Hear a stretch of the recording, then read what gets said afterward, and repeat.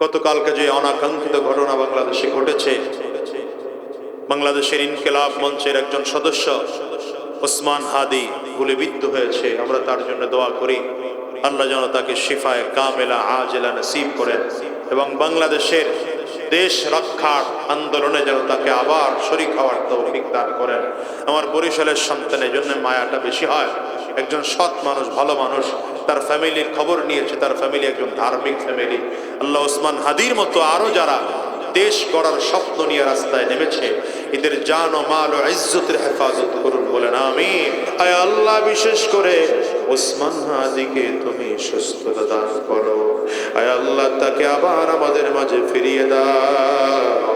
যারা তার বিরুদ্ধে চক্রান্ত ষড়যন্ত্রে লিপ্ত, ওদেরকে হেদায়েত দিয়ে দাও, নয়তো ওদেরকে ধ্বংস করে দাও। আয় আল্লাহ, গোটা দেশকে তুমি হেফাজত করো, গোটা বাংলাদেশকে তুমি হেফাজত করো। আল্লাহ, নিজের মধ্যে অহংকারী ঢোকায় ফেলাইলা। কতটুকু ক্ষমতাওয়ালা হয়েছো নেতা বলো, কতটুকু টাকার মালিক হয়েছো বলো। এই দুনিয়াদার, কি পরিমাণ সম্পদ হয়েছে তোমার বলো। আমার আল্লাহ পাকের সম্পদের চেয়ে তোমার সম্পদ কি অনেক বেশি, যে আজকে দিনের মধ্যে অহংকার ঢুকে গেল। তুমি দুনিয়ারে দুনিয়া মনে করো না, গরিবকে একটু মহাব্বতের নজরে তাকাইতে পারো না। অহংকারের কারণে মসজিদের ইমামকে মূল্যায়ন করতে পারো না। অহংকারের কারণে মাদ্রাসাকে তোমার খারাপ লাগে। অহংকারের কারণে মাথায় টুপি লাগাইতে পারো না।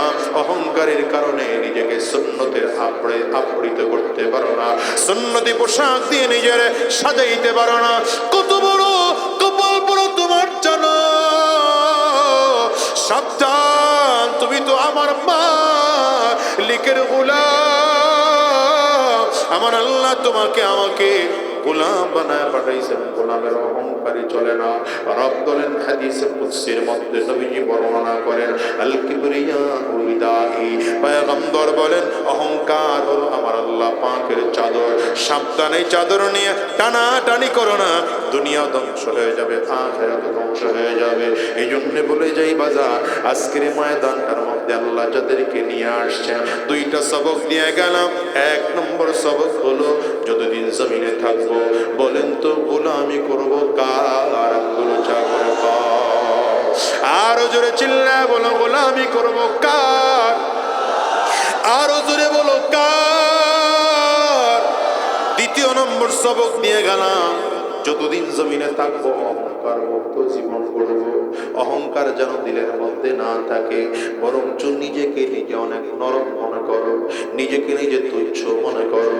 মান তাওয়াযআ লিল্লাহ রাফাআহুল্লাহ। যদি নিজে আল্লাহর জন্য বিনয়ী হতে পারো, আল্লাহ তোমার সম্মান জমিনে বাড়ায় দিবে। সাবধান করে বলে যাই, শোনো, দুনিয়ায় কেমন টাকাওয়ালা তুমি হইলা, মরণের আগে মাফ হওয়ার আগ পর্যন্ত নিজেকে এত ভালো মনে করা উচিত নয়। এই জন্য দিলটাকে নরম করে ফেলাও। মাঝে মাঝে চোখের পানি ফেলে আমার আল্লাহ পাকের কাছে কাঁদো। আমি তো প্রায় বলি বাজান, আজকেও বলে যাই, শেষ রাতে আল্লাহ তাআলা বান্দাকে এসে ডাকতে থাকেন, আলা মিন মুস্তাগফিরিন ফাগফির লা, আলা মিন মুস্তারজিকিন ফারজুকা, আলা মুবতালিন ফাউআফিয়া। রব এসে বান্দারে ডাকতে থাকে, এই গোলাম কে আছো, মুসিবতের মধ্যে পড়ে গেছো, আমি আল্লাহ রে বলো, আমি আল্লাহ তোমার মুসিবত দূর করে দেব। কে আছো বিপদের মধ্যে পড়ে গেছো, আমি আল্লাহ রে বলো, আমি আল্লাহ তোমার বিপদ দূর করে দেব। কে আছো গুনাহ করে ফেলেছো, আমি আল্লাহর কাছে বল, আমি আল্লাহ তোর জিন্দেগির গুনাহ মাফ করে দেব। এই কলিজার টুকরা যুবক, আমি তোমারে বলে যাই, শোনো, এই দুনিয়াতে কত গুনাহ করেছো, কি পরিমাণ অন্যায় করেছো, জীবনে কত ওয়াক্ত তোমার নামাজ ছুটে গেল, জীবনে কত দিনের রোজা তোমার ছুটে গেল। এই হিসাব কেমনে আমার মালিকের সামনে দাঁড়ায় দিবা? কিয়ামতের ময়দানে যদি আমার আল্লাহ তাআলা তোমারে আমার গুনাহগার বলে ডাক দেন, মালিকের আদালতে কেমন করে দাঁড়াইবা? যেই দিন লক্ষ লক্ষ নবীরা থাকবে, গোটা কোটি কোটি ইমানদার যেদিন আমার আল্লাহর আদালতে দাঁড়াবে, অগণিত আল্লাহ পাকের ফেরেশতারা যেই দিন দাঁড়াবে, ওই দিন যদি আমার মালিক তোমার আবার গুনাহগার বলে ডাক দেয়, বান্দারে মুক্তি পাওয়ার কোনো সুযোগ নাই। মাফ চাওয়ার দরকার তো দুনিয়ার হায়াতে মাফ চাইয়া লও। কবরে গেলে কান্না করলে কাজ হবে না, হাসরের ময়দানে কান্না করলে কাজ হবে না, কবরে গিয়ে আফসোস করলে কোনো কাজ হবে না।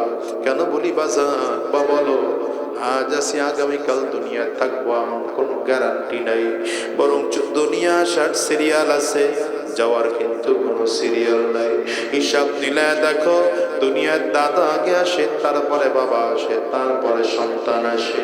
যাওয়ার সময় এমন হয়, দাদা দুনিয়ায় থাকে, নাতি জমিন থেকে বিদায় হয়, বাবা দুনিয়ায় থাকে, সন্তান জমিন থেকে বিদায় হয়। এ বাজার, এই মজলিসেও তাকায় দেখো না, কত মানুষজন আছে মা হারা, কত মানুষজন আছে বাবা হারা। আছে না? একটু আওয়াজ করে চিল্লে বলেন না। কার কার ঘরে মা নাই একটু হাতটা উঁচা করে দেখাও। কার কার ঘরে বাবা নাই হাত উঁচা করে দেখাও। আমি আজাদির ঘরেও তো আমার মা নাই, সেই গিয়ে দরজার মধ্যে টোকা দিলাম, আমার মা দরজা খুলবে না।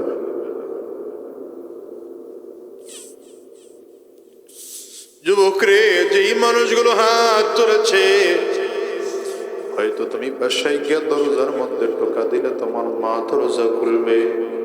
এই মানুষগুলো বাসায় গিয়ে দরজার মধ্যে টোকা দিলে তাদের মা দরজা খুলবে না। এই জন্য অনুরোধ করে যাই, সাবধান। কয়দিন দুনিয়ায় থাকবা বলো? কোন দিন জানি তোমার আমার সামনে আজরাইল এসে দাঁড়ায় যায়। গুনাহগারের সামনে আজরাইল দাঁড়ায় গেলে বাঁচার কোনো উপায় নেই, বরঞ্চ ভয়ঙ্কর স্রোত নিয়ে আজরাইল আলাইহিস সালাম সামনে এসে দাঁড়ায় যায়। গুনাহগার তাকায় দেখবে, পা দুইটা জমিনে দেখা যায়, মাথা 7 আসমানের উপরে দেখা যায়, এক হাত পৃথিবীর পূর্ব প্রান্তে দেখা যায়, আজরাইল আলাইহিস সালামের আরেক হাত পশ্চিম প্রান্তে দেখা যায়। চক্ষু দুইটার থেকে মনে হয় যেন আগুনের শিখা বের হয়।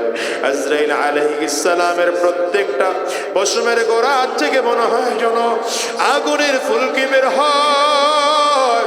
গুনাহগারের সামনে যখন আজরাইল এমন করে দাঁড়াবে, গুনাহগারের রূহটা করুণ নজর দিয়ে দেখে থাকবে, চক্ষুটা উল্টায় যাবে। গুনাহগারের রূহটার মধ্যে আজরাইল আলাইহিস সালাতু ওয়াস সালাম এত জোরে থাপা মারবে, কলিজার রগগুলো টাস টাস টাস টাস করে ছিঁড়ে যাবে। এবার হিসাব করে দেখো, তুমি আর আমি খুব একা, নাই বাড়ি নাই, সাথী নাই, বাতি নাই, কেউ নাই, বরঞ্চ তোমারে আমার সুন্দর করে গোসল করাইয়া 3টা সাদা কাপড়ের প্যাকেট করাইয়া মাথায় একটা বাঁধ দিল, কোমরে আর একটা বাঁধ দিল, বাবা পায়ের মধ্যে আর একটা বাঁধ দিল, সুন্দর করে বান লাগায়া ওই কবরের মধ্যে নিয়ে শোয়া। কবরের মধ্যে একটা একটা বাঁশ সেগুল বিছায়, আস্তে আস্তে করে কবর অন্ধকার। ওই কবরের মধ্যে সাথী নাই, বাতি নাই, দুনিয়ার কোনো কিছু ওখানে পাওয়া যাবে না। ক্ষমতাওয়ালা আর ক্ষমতার পাওয়ার চলবে না, টাকাওয়ালা টাকার পাওয়ার চলবে না। হিসাব দিলাম, ওই কবরে থাকবেন একজন, চিল্লায়া বলো তিনি কে? ওই আমার মালিক রে কলিজায় ঢুকালো, যাতে চোখের পানি ফেলে আমার মালিক রে বলো আল্লাহ, গুনাহগার বানায় জমিন থেকে নিও না, বেঈমান বানাইয়া জমিন থেকে নিও না। যখন জমিন থেকে নিবা, ইমানদার বানায় জমিন থেকে নিও। জমিন থেকে যখন নিবা, আল্লাহ তোমার বান্দা বানায় জমিন থেকে নিও। জমিন থেকে যখন নিবা, তোমার দয়া বানায় তোমার বান্দা বানায় জমিন থেকে নিও। জান্নাতি বানাইয়া জমিন থেকে নিও। জাহান্নামীদের কাতার থেকে নামটারে কাটাইয়া তারপরে জমিন থেকে নিও। যদিও আমি মরে যাব, কিন্তু আমার কবরটা যেন জান্নাতের বাগান হয়, এমন করে আমার জমিন থেকে নিও, মালিকের কাছে এমন করে কান্না করো। আর আজকের ময়দান থেকে ওয়াদা করে বের হও, যতদিন এই জমিনের মধ্যে থাকবো অহংকারী করব না, অহংকার মুক্ত জীবন করব, আর মালিকের গোলামি করব। কারা কারা ওয়াদা করতে তৈয়ার আছে? দুইটা হাত উঁচা করে আমার আল্লাহরে দেখা, আওয়াজ দিয়া চিল্লায়া জোরে ডাক দাও আল্লাহ। আরো জোরে বলো আল্লাহ, আওয়াজ দিয়ে আরো জোরে ডাকো। চোখে যদি পানি না আসে কান্নার বাম ধরে মালিকের ডাক দাও, চিল্লা মালিকের বলো না আল্লাহ দয়ার মালিক। যতজন মানুষ আমরা দুইটা হাত উঁচু করলাম, ওয়াদা করলাম হারাম রাস্তায় চলবো না, শয়তানি রাস্তায় চলবো না, গুনাহের পথে চলবো না। আল্লাহ আল্লাহ তুমি কবুল করে না, চিল্লা বলো আমিন, আর জোরে বলো আল্লাহুম্মা আমিন। ইব্রাহিম আলাইহিস সালাতু ওয়াস সালামের সাথে আমার নবীর সাক্ষাৎ হয়েছে কোথায়? বাইতুল মামুরে। বাইতুল মামুরটা কোথায় এখন? যেখানে বাইতুল্লাহ, বাইতুল্লাহর বরাবর 7 আসমানের উপরে আল্লাহ পাকের নূরের তৈরি একটা ঘর আছে। এই ঘরটার নাম হচ্ছে বাইতুল মামুর। এই ঘরের ওয়ালের সাথে হেলান লাগিয়ে পয়গম্বর ইব্রাহিম আলাইহিস সালাম বসে আছেন। নবীজির সাথে আমার ইব্রাহিম আলাইহিস সালামের সাক্ষাৎ হলো, লম্বা কথা বললেন। সর্বশেষ আমার নবীর কাছে এই উম্মতের জন্য, মানে আমাদের জন্য, ইব্রাহিম আলাইহিস সালাম আমাদের নবীর কাছে 4টা বার্তা দিয়েছেন। কয়টা বার্তা? পয়গম্বর, আমি তো আর তোমার উম্মতের কাছে যেতে পারবো না, আমাকে তো আল্লাহ তাআলা জমিন থেকে নিয়ে আসছেন, তুমি তো তোমার উম্মতের কাছে আবার যাইবা, আমার পক্ষ থেকে কিছু কথা তোমার উম্মতের কাছে নিয়ে যাও। 1 নম্বর কথা, তাকরি উম্মতাকা মিন্নিস সালাম। পয়গম্বর, আমার পক্ষ থেকে তোমার উম্মতকে সালাম জানায় দিবা। কে সালাম জানাইছেন? জাতির পিতা ইব্রাহিম আলাইহিস সালাম জানাইছেন। আপনাদের এই লোক জানাইছেন যে এখন যারা জাতির পিতা কোন কথা বলে না। 1 নম্বর এটা, আকরি উম্মতাকা মিন্নিস সালাম। পয়গম্বর, আমার পক্ষ থেকে তোমার উম্মতকে জাতির পিতা হিসেবে সালাম জানিয়ে দিবা। 2 নম্বর, ওয়া আখবিরহুম আন্নাল জান্নাতা তাইয়্যিবাতুত তুরবাতি। পয়গম্বর, তোমার উম্মতকে জানিয়ে দিবা, তোমার উম্মতকে যেই জান্নাতের জন্য পাগল, সেই জান্নাত কিন্তু এত চমৎকার জান্নাত, জান্নাতের মাটি থেকেও ঘ্রাণ আসে। জান্নাতের মাটি থেকে ঘ্রাণ আসবে, কারণ জান্নাতের মাটিটা নরমাল কোনো মাটি নয়। জান্নাতের মাটিটা হবে মিশক আর আম্বর দিয়ে, জাফরান দিয়ে জান্নাতের মাটি বানানো হবে। যেই জান্নাতের মাটি থেকেও ঘ্রাণ আসবে। পয়গম্বর ইব্রাহিম আলাইহিস সালাম 3 নম্বর বলেছেন, আযবাতুল মা। জান্নাতের যে পানি হবে, পানিটা অত্যন্ত মিষ্টি পানি হবে। পানিটাও কি হবে? মিষ্টি পানি হবে। কয়টা গেল? 4 নম্বর। এটা খুব বুঝার বিষয়, এটা হলো আজকে আমার কথার, এই যে এখন যেটা বলতেছে এটার মূল কথা। 4 নম্বর, ওয়া আন্নাহা কিআত। জান্নাতের যে ময়দান থাকবে, জান্নাতের ময়দানটা হবে ফাঁকা ময়দান। আপনারা ভালো করে বুঝেন, জান্নাতের ময়দানটা ফাঁকা হবে। কি বুঝাইছেন? জান্নাত কত বড় হবে? বলে জান্নাতীকে আল্লাহ তাআলা সবথেকে ছোট জান্নাতীকে যেই জান্নাত দান করবেন, ওই জান্নাতটা এই দুনিয়ার 10 গুণ বড় একটা জান্নাত হবে। সবাই জোরে বলে 10 গুণ বড় একটা জান্নাত হবে। এই জান্নাতের বাড়িটা যদি কিছু থাকে তাইলে ভালো লাগবে না, ফাঁকা থাকলে ভালো লাগবে? থাকলে ভালো লাগবে। যেমন আজকের এখানে মাহফিল করা হলো, যদি এখানে প্যান্ডেল করা না হতো, লাইটিং করা না হতো, স্টেজ করা না হতো, দেখতে ভালো লাগতো না। পয়গম্বর ইব্রাহিম আলাইহিস সালাম বলে, জান্নাতের ওই বিশাল ময়দানটা কিন্তু ফাঁকা থাকবে। তবে এটা ফাঁকা না রেখে যদি কিছু গাছ লাগাইতে চাও, তাইলে জান্নাতি ফলওয়ালা ছায়াওয়ালা গাছ লাগানোর পদ্ধতি তোমার উম্মতকে জানায় দিও। ওয়া আন্না কিরাসাহা সুবহানাল্লাহি ওয়াল হামদুলিল্লাহি ওয়া লা ইলাহা ইল্লাল্লাহ ওয়াল্লাহু আকবার। পয়গম্বর ইব্রাহিম আলাইহিস সালাম বলেন, জান্নাতের ফাঁকা ময়দান যদি গাছ দিয়ে ভর্তি হয়, তাইলে একবার সুবহানাল্লাহ বলবা, জান্নাতে একটা গাছ হয়ে যাবে। আলহামদুলিল্লাহ বলবা, তো জান্নাতে আর একটা গাছ হয়ে যাবে। আল্লাহু আকবার বলবা, জান্নাতে আর একটা গাছ হয়ে যাবে। লা ইলাহা ইল্লাল্লাহ বলবা, জান্নাতে গাছ হয়ে যাবে। আওয়াজ দিয়া জোরে বলেন না সুবহানাল্লাহ।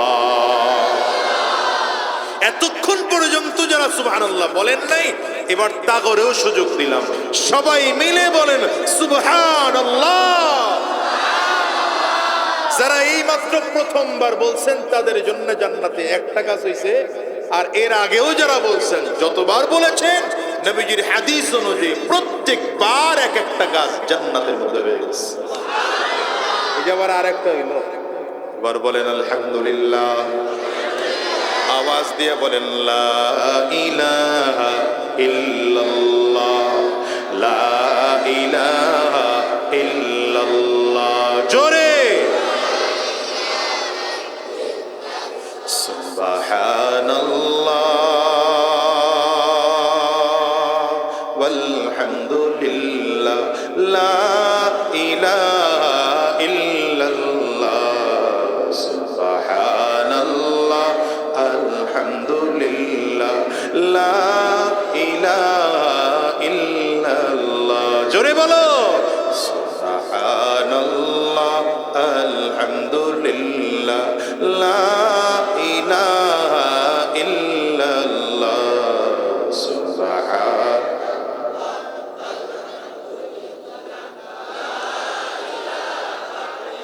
কষ্ট হয়? তুমি বাঁচাও, তুমি মারো, অবিরত ক্ষমা করো। তুমি বাঁচাও, তুমি মারো, অবিরত ক্ষমা করো। যাকে ধরার তাকে ধরো, যাকে ধরার তাকে ধরো। তোমার মুঠোয় সবই আল্লাহ। সুবহানাল্লাহ আলহামদুলিল্লাহ, লা ইলাহা ইল্লাল্লাহ। জোরে সুবহানাল্লাহ আলহামদুলিল্লাহ। কষ্ট হয়?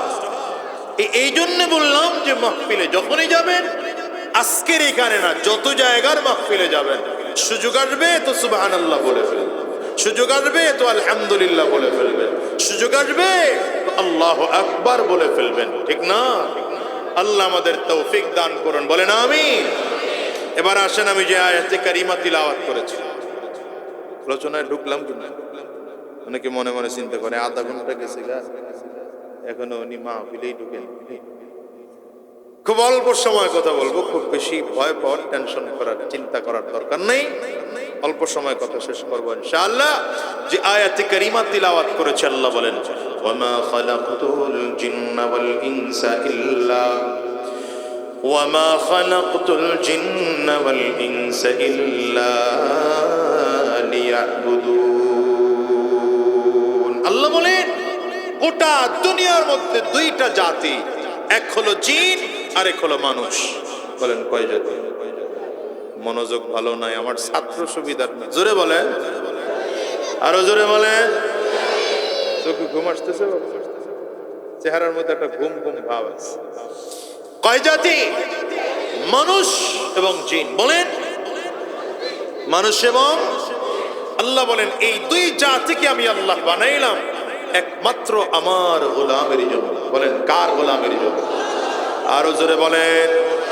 হয় না, হয় না, ওই পিছনের লোকজন অলস বলে না, জোরে বলেন, আরো জোরে বলেন। দেখেন আল্লাহ তাআলা কত মাখলুক তৈরি করেছেন। এটা বলি আমরা সাধারণত, কিন্তু হিসাব করলে ব্যাপারটা আরো বড় তৈরি হয়। রাইসুল মুফাসসিরিন আব্দুল্লাহ ইবনে আব্বাস রাদিয়াল্লাহু আনহু বলেন, আল্লাহ তাআলা দুনিয়ার মতো আরো 40,000 জগৎ তৈরি করেছেন। বুঝেন নাই? বুঝেন নাই কি বললাম? বুঝেন নাই, এজন্য সুবহানাল্লাহর পাওয়ার পারে না। দুনিয়ার মতো আরো কত জগৎ? 40,000 জগৎ। জগৎ দুনিয়া একটা জগৎ, এরকম আরো 40,000 জগৎ আল্লাহ বানায় রাখছেন, এবং প্রত্যেকটা জগতের মধ্যে সেই জগতে বসবাস করতে পারে এমন মাখলুক আল্লাহ তাআলা বানায় রাখছেন। এবার আরো আশ্চর্যের খবর শুনবেন, এই সব মাখলুককে আল্লাহ তাআলা মানুষের জন্য বানাইছেন, আর মানুষকে একমাত্র আল্লাহর জন্য বানাইছেন। কি বুঝলেন? চাঁদ কার জন্য?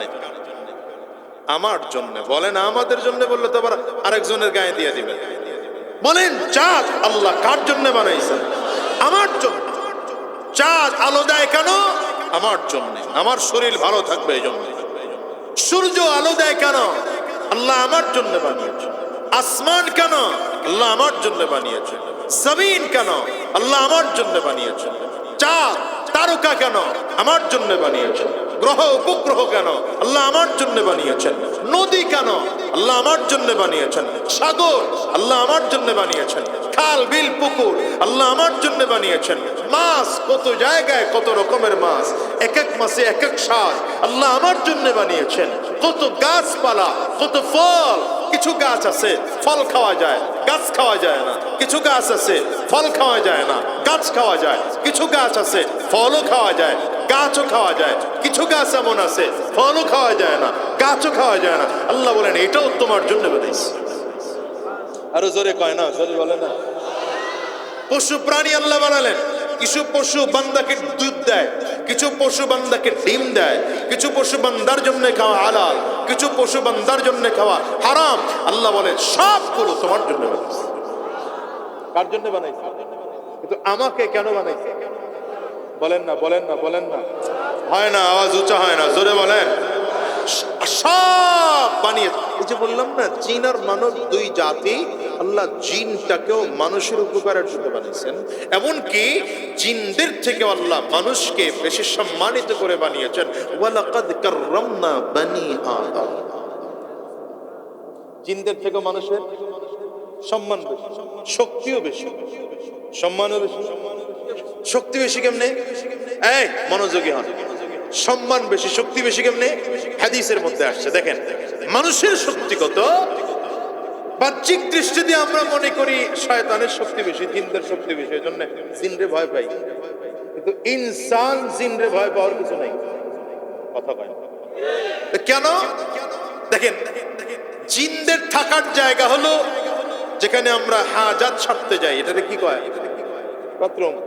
জিনদের থাকার জায়গা হলো ওখানে। ইবলিসকে আল্লাহ যখন তার রহমতি দরবার থেকে আল্লাহ বের করে দিলেন, ইবলিস বলে আল্লাহ থাকার একটা জায়গা দাও।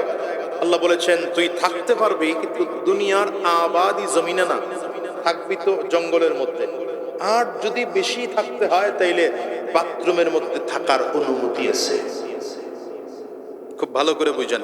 এখন আপনার স্বাভাবিক প্রশ্ন আসবে, এটা যদি বাথরুমের মধ্যে ইবলিস বা কি বলে জিন থাকে, তাহলে আমরা তো বাথরুমে হাজাত সারতে যাই, সেখানে গেলে কাপড় খুলতে হয়, তাহলে আমাকে দেখে ফেলে না? এই জন্য নবীজির একটা হাদিস আছে, নবীজির সুন্নাহ হলো ইস্তেনজা যাওয়ার একটা তরিকা আছে। কথা কয় না তো? ইস্তেনজা যাওয়ার প্রথম সুন্নাহ হলো পায়ে কিছু দিয়ে যেতে হয়, জুতা হোক বা স্যান্ডেল হোক, খালি পায়ে যাওয়া ইস্তেনজায় নিষেধ। এটা 1 নম্বর সুন্নাহ। 2 নম্বর সুন্নাহ, মাথা ঢেকে যেতে হয়। কথা বলে না? ইস্তেনজায় যাইতে হলে মাথা ঢেকে যেতে হয়। 3 নম্বর সুন্নাহ, বাম পায়ে ইস্তেনজায় ঢুকতে হয়। 4 নম্বর সুন্নাহ, ইস্তেনজায় ঢোকার সময় একটা দোয়া পড়তে হয়। কি দোয়া? বিসমিল্লাহি ওয়া আলা মিল্লাতি রাসূলিল্লাহ। কি কন? কি দোয়া? আমাদের দেশের মানুষ তো এই দোয়া জানেও না, বুঝেও না, পারেও না। অথচ এই মাদ্রাসার ছোট ছোট বাচ্চাকে, আর কি মাদ্রাসার ছাত্র, মাদ্রাসার ছাত্র পারো ইস্তেঞ্জা যাওয়ার দোয়া?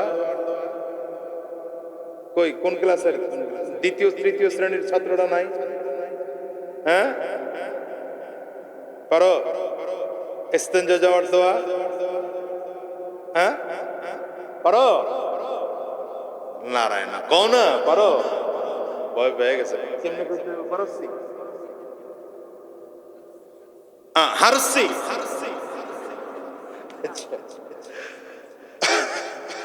যে মুরব্বী হয়ে গেছি এখন ইস্তেঞ্জার দোয়া পারি না। তো মাদ্রাসা আসে 5 বছর 6 বছর 7 বছরের বাচ্চাকে দেখেন ওই ইস্তেঞ্জায় ঢোকার দোয়া পারে, বের হওয়ার দোয়া পারে, মসজিদে ঢোকার দোয়া পারে, মসজিদ থেকে বের হওয়ার দোয়া পারে, ঘরে ঢোকার দোয়া পারে, ঘর থেকে বের হওয়ার দোয়া জানে, এমনকি জানাজা পড়াতে জানে, ওর সূরা শুদ্ধ, তিলাওয়াত শুদ্ধ। আপনার আমার বয়স 70 হয়ে গেল, এখন পর্যন্ত ইস্তেঞ্জা যাওয়ার নিয়মই জানি না। 1 নম্বর নিয়ম কি বললাম? না বলেন, আবার বলেন। পায়ে জুতা বা স্যান্ডেল নিয়ে ঢুকতে হয়। 2 নম্বর মাথা ঢেকে ঢুকতে হয়। 3 নম্বর বাম পায়ে ঢুকতে হয়। 4 নম্বর দোয়া পড়তে হয়। কি দোয়া? আল্লাহুম্মা পড়েন, আল্লাহুম্মা ইন্নী আউযু বিকা মিনাল খুবুসি ওয়াল খাবাইস। নবীজি বলেন এই দোয়া পড়ার সাথে সাথে ইবলিস 1 নম্বর প্যারালাইজড হয়ে যায়। বলে না তো সুবহানাল্লাহ, কয় না? 1 নম্বর ইবলিস কি হয়ে যায়? প্যারালাইজ মানে বুঝেন তো, হাত পা নাড়ানোর ক্ষমতা নাই। শুধু প্যারালাইজ তাই না, চোখ অন্ধ হয়ে যায়, ও চোখ দিয়ে দেখে না। 3 নম্বর কান দিয়ে শুনতে পায় না। একটা দোয়া পড়ার কারণে আপনার ইবলিস, আপনি বাথরুমের মধ্যে যতক্ষণ আছেন আপনাকে ও দেখেও না, আপনি ওখানে বসে যদি হালকা আওয়াজও হয় ও শুনতেও পায় না, আপনাকে ডিস্টার্ব করার ক্ষমতাও রাখে না। তাহলে বলেন ইবলিসের শক্তি বেশি না মানুষের শক্তি বেশি? ইনসানের শক্তি বেশি। শুধু তাই না, নবীজি হাদিসে বলেন কেউ যদি ঘরে ঢোকার সময় দরজাটা লাগায়, বিসমিল্লাহ বলে দরজা লাগায়, তো পৃথিবীর কোন জিনের শক্তি নাই সেই দরজা ভেদ করে রুমের মধ্যে ঢুকবে। এগুলো ছোট ছোট আমল, কিন্তু চাইলেই করা যায়। কথা বলেন না? আমরা নাকি মনে করছেন এই আমলগুলো খালি হুজুরের কাম, আপনার পাবলিকর কাম নাই এটা? কথা বলে না? দোকানের এই যে বাজার দেখলাম না, এটা তো বাজার মনে হয়। এই দোকানের শাটার গুলো যখন লাগাবেন, তো লাগানোর সময় লাগান, এরপরে আয়াতুল কুরসি পড়ে ফু দিয়ে দেন, আপনার দোকান চুরি হবে না ইনশাআল্লাহ। আল্লাহ হেফাজত করবেন। দোকানটা খুলবেন তো বিসমিল্লাহ বলে খুলেন। হুজুরগর কথা তো এই জন্য আজগুবি আজগুবি মনে হয়, রাজনৈতিক নেতাগর কথা হইতো তাহলে খুব বিশ্বাস কথা হয়। বলছিলাম গোটা দুনিয়া আল্লাহ বানাইছেন কার জন্য? আমার গোলামের জন্য। আর আমাকে বানিয়েছেন আল্লাহর গোলামের জন্য, ঠিক কিনা বলেন? আল্লাহ তাআলা শুধু তাই না, মায়ের গর্ভ থেকে আমাকে লালন পালন করেছেন। কেমন করে লালন পালন করেছেন দেখেন, একটা ফোঁটা নাপাক পানি মায়ের গর্ভে যেদিন ঢুকলো আমার অস্তিত্ব ছিল না। আল্লাহ বলেন লাম ইয়াকুন শাইআম মাযকুরা, তো অস্তিত্বই ছিল না দুনিয়ায়। এখানে যার বয়স 50 বছর, 52 বছর আগে আপনাকে কে চিনতো বলেন? আমার বয়স যদি হয় 40, তো 42 বছর আগে আমাকে কে চিনতো দুনিয়ায়? যার বয়স 70, 72, 75 বছর আগে দুনিয়ায় কে চিনতো আপনাকে? কিন্তু আল্লাহ বলেন তুই আমার ইলমে ছিলি। বলেন না, জোরে বলেন, আওয়াজ করে, আরো জোরে বলেন না, আওয়াজ করে বলেন না। আল্লাহ বলেন এই গোলাম দেখেন, যখন আপনার আমার মায়ের গর্ভে একটা ফোঁটা নাপাক পানি ঢুকেছে, আল্লাহ সেই দিন থেকে আপনাকে আমাকে হেফাজত করার জন্য ভলান্টিয়ার হিসাবে, কি বলে, স্বেচ্ছাসেবক হিসাবে অথবা পাহারাদার হিসাবে 2 শিফটে 1,40,000 ফেরেশতা নিয়োগ করে দিয়েছে। এটা আরো জোরে বলবেন, আরো জোরে বলবেন। কার পাহারাদার? প্রত্যেকের, আমাদের প্রত্যেকের। কবে থেকে শুরু হয়েছে? যেদিন মায়ের গর্ভে এক ফোঁটা নাপাক পানি গিয়েছিলাম। এদেরকে দুইটা শিফট করে দিয়েছেন ফেরেশতাদের। এক ফেরেশতা একদল 70,000, এরা আসে ফজরের সময়, সুবহে সাদিকের সময়, সারাদিন পাহারা দেয়। সন্ধ্যার সময় এরা চলে যায়, আবার নতুন করে 70,000 ফেরেশতা আসে। আপনি আমি ঘুমাই, আপনি আমি খাই, সব করে ফেরেশতারা পাহারা দেয়। রবের দয়া, রবের দয়া, এটা রবের দয়া। কথা বল। শুধু তাই না, দেখেন জমিনে আসলাম, মায়ের গর্ভে আল্লাহ কত সুন্দর করে লালন পালন করলেন, রক্ষণাবেক্ষণ করলেন।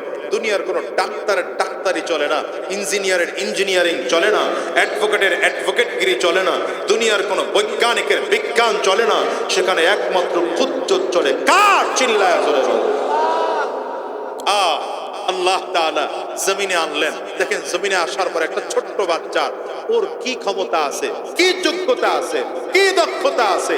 এই ছোট বাচ্চার পাকস্থলী খুব দুর্বল, দুনিয়ার কোনো খাওয়া তার পেটে ঢুকবে না, ঢুকলে পাকস্থলী নষ্ট হয়ে যাবে, পেট নষ্ট হয়ে যাবে, ফুড পয়জন হবে। আল্লাহ বলেন, গোলাম তোর খাবার কি দরকার আমি আল্লাহ জানি। আমি আল্লাহ এই জন্য তোর মায়ের কাছে, তোর পাকস্থলীতে যে খাবার উপযুক্ত, সে খাবার বানায় কুদরতের মাধ্যমে তোর মায়ের কাছে দিয়ে দিলাম। বেশি গরম না, বেশি ঠান্ডা না, বেশি পাতলা না, বেশি ঘন না, বেশি নরম না, বেশি শক্ত না। কে রব চিনেন? কে রব চিনেন? এত কিছু করে আল্লাহ বলেন, আলহামদুলিল্লাহি রাব্বিল আলামিন। কে? আমি রব, আমারে চিনো, আমি সেই রব, আমি সেই রব। এ বান্দা, আমি শুধু তোরে লালন পালন করি এমন নয়, গোটা জগৎ সমূহ আমি আল্লাহ তাআলা লালন পালন করি। বান্দারে তোর যখন খাবার দরকার আমি আল্লাহ তাআলা তোরে খাবার দেই। বান্দা তোরে খাবার দেই। জন্মসূত্রে আল্লাহ বান্দার মুখের মধ্যে দাঁত দিলেন না, বান্দাকে দাঁত দেন নাই, কারণ পাকস্থলী দুর্বল, শক্ত খাবার খাওয়ার মতো যোগ্যতা বান্দার নাই। আস্তে আস্তে করে দাঁত হয়, কারণ পাকস্থলী একটু শক্ত হয়। 7 বছর 8 বছর হয়ে গেল, আগের নরম দাঁতগুলো ফেলে এবার শক্ত দাঁত দিলেন আল্লাহ তাআলা। এই বান্দা, এবার গরুর হাড্ডি চাবায় খাও, মহিষের হাড্ডি চাবায় খাও, উটের গোশত চাবায় চাবায় খাও, শক্ত জিনিস খাও, কারণ তোমার পাকস্থলী এখন অনেক মজবুত। এখন যে কোনো খাবার চাইলেই তুমি গ্রহণ করতে। বলেন, গোলাম তোর মায়ের গর্ভ থেকে ধীরে ধীরে আমি আল্লাহ তাআলা কুদরতের মাধ্যমে লালন পালন করে করে করে তোরে বড় বানাইলাম। আজকে তোর বয়স 14-15 বছর হয়ে গেল। এই বান্দা, তোর বয়স হওয়ার আগ পর্যন্ত আমি তোর একটা সাজদা তোর থেকে চাই না, এক ওয়াক্ত নামাজ তোর কাছে আমি পড়তে বলি নাই, একদিন রোজা তোর জন্য আমি আল্লাহ তাআলা ফরজ করি নাই।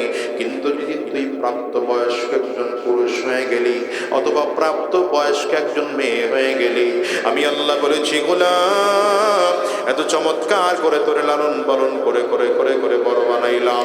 তোকে আকল দিলাম আমি আল্লাহ তাআলা, তোকে চোখ দিয়ে দেখার শক্তি দিলাম আমি আল্লাহ তাআলা, কান দিয়ে শুনবার শক্তি দিলাম আমি আল্লাহ তাআলা, হাত দিয়ে ধরার শক্তি দিলাম আমি আল্লাহ তাআলা, কোরআন দিলাম তোরে আমি আল্লাহ।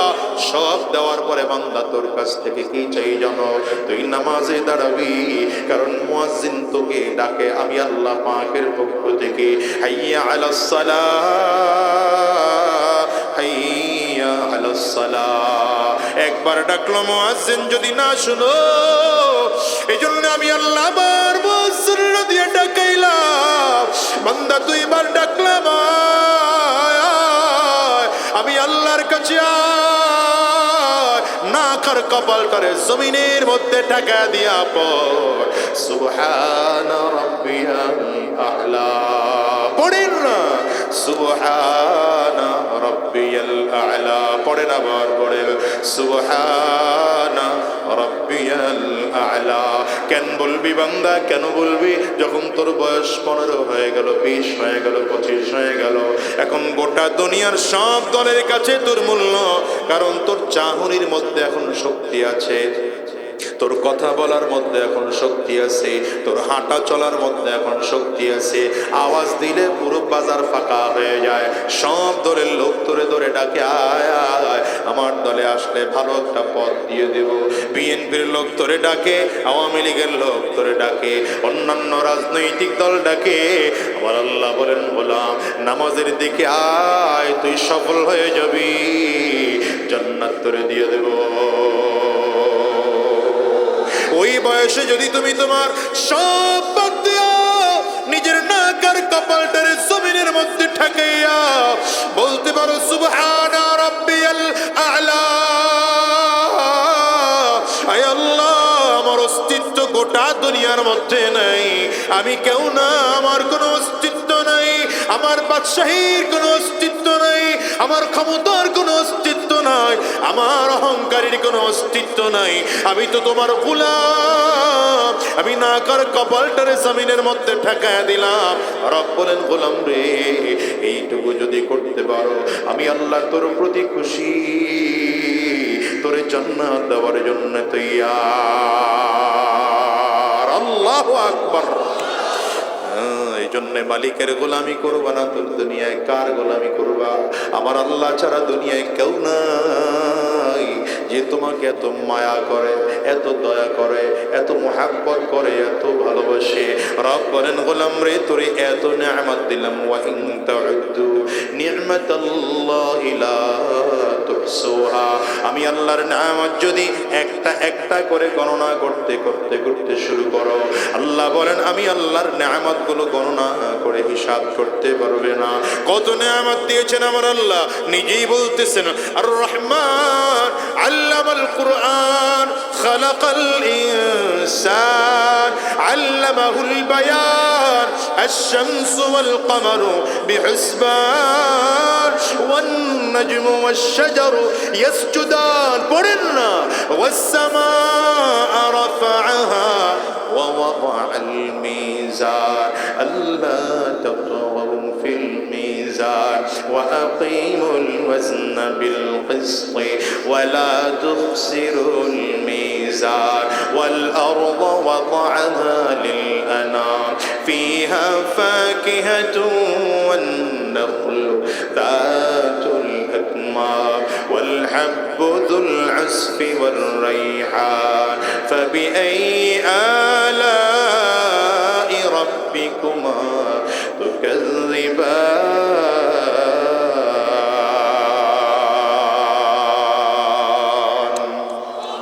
আল্লাহ বলেন, গোলামরে নিয়ামত দিয়ে তোরে ভরপুর করে দিলাম। কোরআনের আয়াতগুলো মাঝে মাঝে খুলবেন, মাঝে মাঝে পড়বেন, মাঝে মাঝে কোরআনের আয়াত খুলে পড়বেন। তো পড়লে ইবাদত। কোরআন এমন একটা দামি কিতাব যেটা বুঝে পড়লেও সওয়াব, না বুঝে পড়লেও সওয়াব। কেউ যদি বুঝে না, পড়েও না, আরেকজন পড়তেছে শুধু শুনতেছে, তাইলেও সওয়াব। কেউ যদি শুনেও না, শুধু চোখ দিয়ে কোরআনের আয়াতগুলো দেখতেছে আর মনে মনে বলে হাদা কালামু রাব্বি, এটা আমার মালিকের কালাম। রব বলে আমি তোরেও ছাড়বো না, তোরেও সওয়াব দেব। এই জন্য কোরআন পড়বেন। বলেন, এটা আরেক সবক দিয়ে গেলাম, কোরআন পড়বেন। শুধু কোরআন পড়বো না, কোরআন জানবো। কথা কয় না। কোরআনের তর্জমা মাঝে মাঝে পড়বেন। হ্যাঁ, কোরআনের তর্জমা পড়তে গিয়ে নিজে আবার একা একা মাথুর ঘুরি করেন না। আমাদের দেশে তো এখন একদল মাতুব করেছে, বিশাল ডাক্তার সাহেব, ইঞ্জিনিয়ার সাহেব, অ্যাডভোকেট সাহেব, বছরের শেষে এসে মনে চাইছে একটু কোরআন পড়বে। তো কেমনে? 2 টাকার মৌলবীর কাছে যাইতে মনে চায় না। উনি বাংলা বাজার গিয়া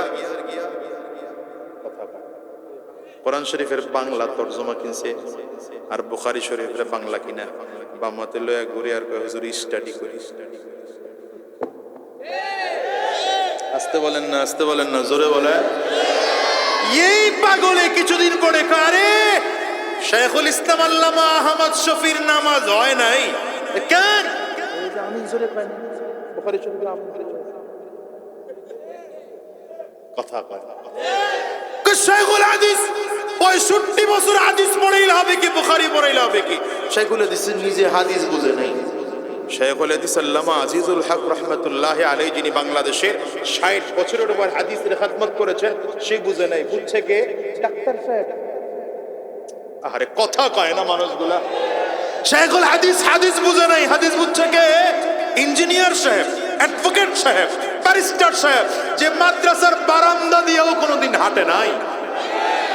সে এখন বাংলা বুখারী পড়ে কয় এই যে হাদিস।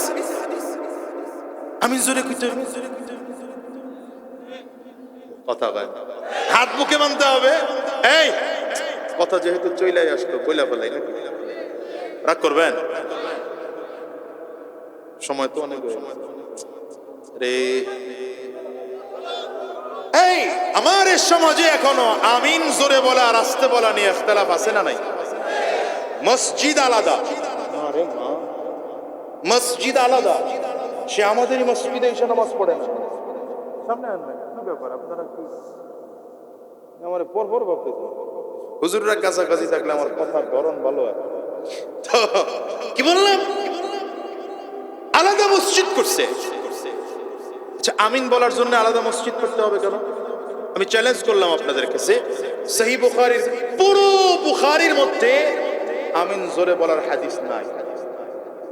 পারলে যদি কেউ থাকেন আমরা এসে দেখেন। মাসআলাই বুঝে না এরা, ওই হাদিস পাইছে তো বাংলাটা পড়ছে, তো আরবিটা পড়ে নাই, আরবি এবারাতই বুঝে নাই। বাংলা তো যিনি তরজমা করছেন তিনি তো আবার ওই দলের না, এবার নিচে লিখে দিয়েছে।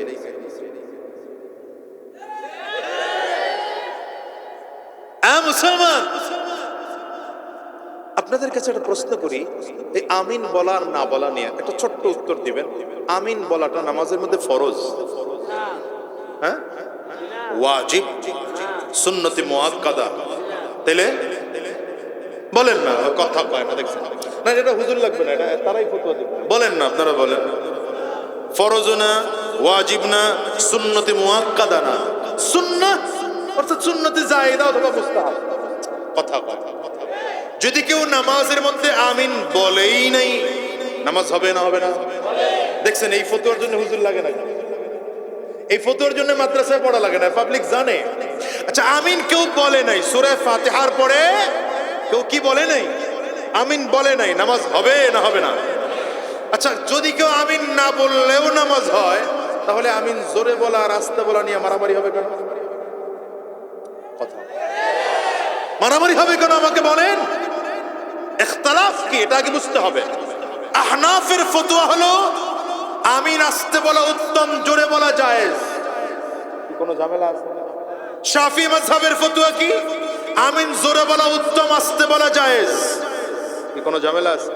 ভাই, আপনার কাছে দলিল যদি মনে হয় যে জোরে বলা ভালো, আপনি বলেন, কথা কয় না। আপনি যদি ফতোয়া দেন নাচতে যারা কয় এখন নামাজ হয় না, তাহলে তো আমি আপনারে ধরবো। কথা বলেন না কেন? আপনি জোরে আমিন বলার জন্য আলাদা মসজিদ করলেন কেন? আলাদা মসজিদ করলেন কেন? এই কাবায় গেছেন এমন লোক নাই এখানে, মক্কা মদিনায় গেছেন এমন লোক নাই, হাত তুলেন। আপনার ডানে বামে সামনে পিছনে বহুত মুসল্লি এমন পাইছেন না একজন জোরে আমিন বলে আর একজন বলে না? আছে না? মারামারি আছে নাই কেন? ওরা দিন বুঝে, আমরা দিন বুঝি না। এই এই এই গার ঘুরাবি না, গার ঘুরাবি না। তুই আলোচনা বুঝোস না, তারপরে বয়ে থাকবি। এখানে এই সব মানুষ যে আমার কথা বুঝবে এমন না, তোমার কারণে আরেকজনের ডিস্টার্ব হবে, এটা হইতে দিবা না, সাবধান। এখানে মানুষ কথা শুনতে বসছে, কথা বলা যায় আর আইনা নাই, খবর আছে কোন সময় আবার ওই হাতির মতো গলি ঢুকায় দেয় আল্লাহ জানে। এত জীবন মরণ নিয়ে ঘুরতেছি ভাই, আপনারা তো বুঝেন নাই। দেশে যা তৈরি হয়েছে, শান্তিতে নোবেল পাইছে এমন একজন মানুষ এনে বসাইছিলাম, তো বসায় দিকে লাভ হইলো কি? আগের জন্য যা, এই জন্য তো তাই। আল্লাহ জানে সামনে কারা আসে। তবে দোয়া করি বাংলাদেশটা আগামীর যেন ইসলামের বাংলাদেশ হয়, আগামীর বাংলাদেশ যেন কোরআনের বাংলাদেশ হয়, আগামীর বাংলাদেশ যেন ইনসাফের বাংলাদেশ হয়, আগামীর বাংলাদেশ যেন মানবতার বাংলাদেশ হয়, আগামীর বাংলাদেশ যেন কোরআন সুন্নাহর বাংলাদেশ হয়। জন্য আমাকে বানিয়েছেন কার জন্য? আল্লাহর জন্য। হ্যাঁ, এই জন্যই বলেছি আল্লাহ তাআলা গোটা দুনিয়ার সব নেয়ামত দেওয়ার পরে গোটা দুনিয়ার নেয়ামত আগে দিছেন, আগে দিয়ে বান্দাকে বলতেছেন, এই বান্দা আমার গোলামি কর। নেয়ামত দিছেন আগে, গোলামি করতে বলছেন না। ওয়াজ বুঝে নাই। নেয়ামত দিছেন, গোলামি করতে বলছেন। এই আপনার দোকানে কর্মচারী রাখেন না, বেতন দেন আগে না কাজ করান আগে? কাজ আগে, বেতন 1 মাস পরে, ঠিক না? বেতন দিলেন কত? 8,000 10,000 টাকাটা বাচ্চা রাখছেন, বাজারের এই মাথায় আপনার দোকান, ওই মাথায় হলো চায়ের দোকান। প্রতিদিন 20 বার 25 বার বাচ্চাটারে খালি চা আনতে পারেন, কাস্টমার আসে, কথা কয় না? ও 25 বার চা আনছে, একবার চা আপনি বললে যদিও কয় আমি তো 25 বার আইনা খাওয়াইলাম, এবার নিজেরটা নিজে আইনা খান, চাকরি থাকবে? চাকরি থাকবে? আচ্ছা, এই ছেলেটার প্রতি আপনার অবদান কি আছে বলেন তো? মাস শেষে মাত্র 8,000 টাকা বেতন দেন, 10,000 টাকা বেতন দেন, এর বাইরে কি দেন? অথচ রব বলেন, গোলাম তোকে তো সব দিলাম, তোরে তো সব দিলাম, তুই না চাইতো তোরে দিলাম, তোর জন্য যা দরকার তা দিলাম, শুধু তুই বান্দা আমার গোলামি করবি। হ্যাঁ, গোলামি করলে তোরে নেয়ামত যা দিচ্ছি তো দিছি, আমি আল্লাহ তোর প্রতি খুশি হইয়া আমি আল্লাহ দয়া করে তোরে জান্নাত দেব। এই এখানে একটা পয়েন্ট মনে রাখেন, আল্লাহ যে আমাদেরকে জান্নাত দিবেন এটা ইবাদতের বিনিময় না, এটা দয়ায়। বলেন, ইবাদতের বিনিময় না দয়ায়? তাইলে কাজ কি করতে হবে? নামাজ পড়ি, রোজা রাখি, হজ করি, যাকাত দেই, মূল টার্গেট থাকতে হবে রবকে খুশি করা। মূল টার্গেট কি থাকতে হবে? রবকে খুশি করা। এই জন্যই দেখেন না, নামাজ শেষ করে পায় আস্তাগফিরুল্লাহ, পড়লাম মাত্র নামাজ, আস্তাগফিরুল্লাহ কেন? আল্লাহ যদি নামাজে ভুল হয়ে যায় মাফ করে।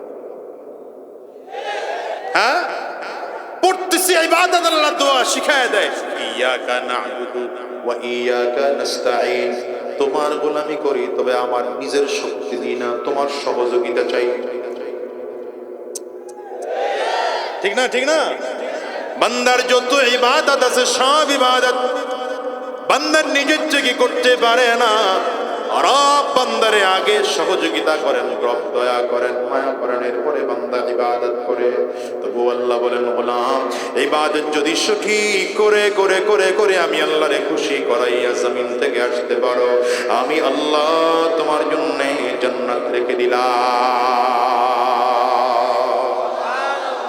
এই জন্য কেউ ইবাদতের জোরে জান্নাত পাবে না, ইবাদতের জোরে জান্নাত পাবে না। এই জন্য কেউ যেন বড় আবেদ হইয়া নিজের মধ্যে বড় অহংকারী না ঢুকে। এক ওয়াক্ত নামাজ ছোটে নাই, একটা রোজা ছোটে নাই, আমি তো বিশাল বড় বুজুর্গ, জান্নাত তো আল্লাহ আমাকেই দিবেন। আল্লাহ বলেন, এমনও হতে পারে ইবাদত করছো, আমি আল্লাহরে খুশি করতে পারো না, কিন্তু ওই ভিক্ষুক রাস্তার পাশের ওই রিক্সাওয়ালা, ভ্যান গাড়িওয়ালা, ঠেলা গাড়িওয়ালা ও মসজিদে যাওয়ার সুযোগ পায় নাই, জমিনের চাষ করতে গিয়া সংসারের কারণে ওই জমিনের পাশে আইল বলেনি আপনাদেরকে, আইলের মধ্যে গামছা বিছায়া সাজদা করেছে। তোমার ইবাদতের থেকে ওর ইবাদত আমার কাছে বেশি। হতে পারে কি পারে না? একটা ছোট্ট হাদিস শোনায় দিয়া যাই, তাইলে আপনাদের বুঝে আসবে ভালো। বনি ইসরাইলের এক যুবক অনেক বড় আবেদ ছিল, কই তাকায় ওয়াজ করি আমি, আপনি ওদিক কই তাকায়, আমার দিকে তাকায়, গার ঘোরানো চলে না আমার কাছে, এটা আমি খুব অপছন্দ করি। বনি ইসরাইলের যুবক ইবাদত করতেছে, তো দেখে মানুষের মাঝে ইবাদত করতে গেলে ইবাদতের মধ্যে একাগ্রতা আসে না। দেখবেন নফল ইবাদতের জন্য সব থেকে উত্তম জায়গা হলো নির্জন। নফল ইবাদতের উত্তম জায়গা কই? নফল ইবাদত কখনো লোকালয়ে হয় না। আপনি দেখেন ফরজ ইবাদতের ক্ষেত্রে অহংকার ঢোকে না, রিয়া ঢোকে না, কিন্তু নফল ইবাদত শুরু করলেই যদি লোকালয়ে হয় তাহলে রিয়া ঢোকে। যেমন দেখবেন মাগরিবের নামাজ 3 রাকাত আদায় করছেন, এখনো মনে হয় না যে মানুষ আমার বুজুর্গ করে, মনে হয় না কেন? কি বলেন না? সুন্নত 2 রাকাত পড়লেন, তখনও মনে হয় না যে মানুষ আমার বুজুর্গ বলে। আল্লাহ যদি মনে করেন 2 রাকাত তাওয়াবিন পড়লেন, তাহলে শয়তান ভিতরে ধোঁকা দিতে আরম্ভ করে, বুজুর্গ হয়ে গেলাম। ডানে বামের মানুষ আমার দিকে তাকায়। ইবলিস এটা খুব ধোঁকাবাজ। যখনই দেখে বান্দা নফল ইবাদত করে, তো বান্দাকে ধোঁকা দেওয়ার জন্য পাগল করা হয়েছে, ঠিক না? তো আল্লাহর এই বনি ইসরাইলের বান্দা চিন্তা করলো যে না, এই লোক সমাজে নফল ইবাদত করে মজা পাওয়া যাবে না, তো এমন এক জায়গা যাচাই বাছাই করে যেতে হবে, সেখানে আল্লাহ ছাড়া আর আমি ছাড়া আর কেউ থাকবে না। তো গভীর সাগরের মধ্যে চলতে শুরু করেছে, কিছু খাবার দাবার নিয়ে সাগরের মধ্যে চলতে চলতে চলতে চলতে বিশাল গভীরে গিয়া একটা পাহাড় পেয়েছে। পাহাড়ের চূড়া একটা গর্ত পাইছে, বলে এখানে তো আর লোকজন আসে না, এখানে আমি আমার মালিকের একা একা গোলামি, একা একা গোলামি করতেছে, একা একা গোলামি করতেছে। কিন্তু খাবার যা নিয়ে গেছে অল্প দিনের মধ্যে খাবার শেষ। এখন কি খাবে আল্লাহর বান্দা? ওখানে বসে বসে মনের চিন্তা হলো, এই আল্লাহ আমারে খাবার দিলে দিক আর না দিলে না দিক, মরলে এখানেই মরবো, তাও মালিকের সাথে সম্পর্ক এখানে বসেই বজায় রাখবো। আমার আল্লাহ তাআলা এই বান্দার ইবাদতে খুশি হয়ে গেছেন। আল্লাহ ওই সাগরের পাহাড়ের চূড়ায় আল্লাহ তাআলা একটা ডালিম গাছের ব্যবস্থা করে দিয়েছেন। এখন বান্দা চাইলে ক্ষুধা লাগলেই গাছের থেকে ফল পাড়ে আর ফল খাবে। সুবহানাল্লাহ, বাড়ি যায় বলবেন মনে করছেন এগুলো সুবহানাল্লাহর জায়গা, চুপচাপ হয়ে রয়েছে। কি বুঝলাম না আপনাদের? বরিশাল থেকে এই স্বপ্ন করে সুবহানাল্লাহ শিখাবো। নোয়াখালীর মানুষ তো আগের থেকেই দিনদার, এরা সুবহানাল্লাহ বলার জন্য মুখে খালি জিব্বার আগে আইনা রাখবে, জায়গা আসলে মাইরা দিবে। বুঝে না, বলেন সুবহানাল্লাহ বলেন। আল্লাহর বান্দা শুধু ফল খাইলে তো আর হয় না, মাঝে মাঝে পানির পিপাসা লাগে কি লাগে না? কিন্তু সাগরের পানি তো নোনা পানি, এই পানি তো পান করা যায় না। আল্লাহ তাআলা কুদরতের মাধ্যমে পাথর ফাটায়া পাথরের ভেতর থেকে পানির একটা ঝর্ণা তৈরি করে দিয়েছে। নবীজি হাদিসে বলেন যে এইভাবে আল্লাহর বান্দা 500 বছর ইবাদত করছে। দেখেন, এই ইবাদতের মধ্যে রিয়া নাই, এই ইবাদতের মধ্যে কি নাই?